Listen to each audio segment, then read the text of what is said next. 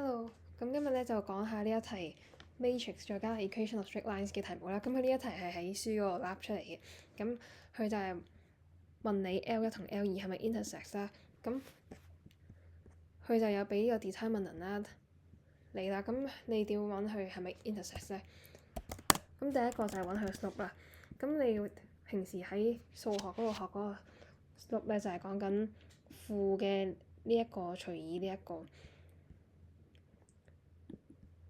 呢一個除以呢一個，再負數啦。咁你點樣揾咧？就係直接佢都俾咗個 determinant 你啦。咁咪即係 A1 乘以 B2 減 A2 乘以 B1 都要零。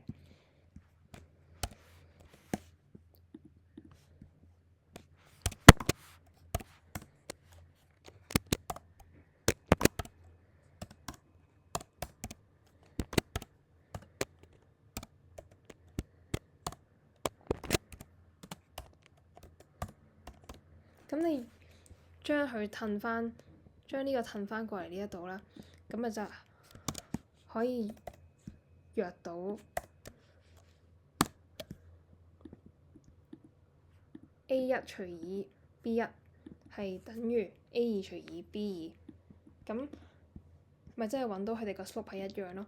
咁你揾到佢個 slope 一樣咧，其實都未完嘅，因為 slope 一樣除咗可以代表佢係冇 intersect 之外咧，仲可以代表佢係一個 collinear 嘅線啦。咁所以咧，你自己揾埋佢呢一個位啦，睇下佢個 y-axis 係咪一樣啦。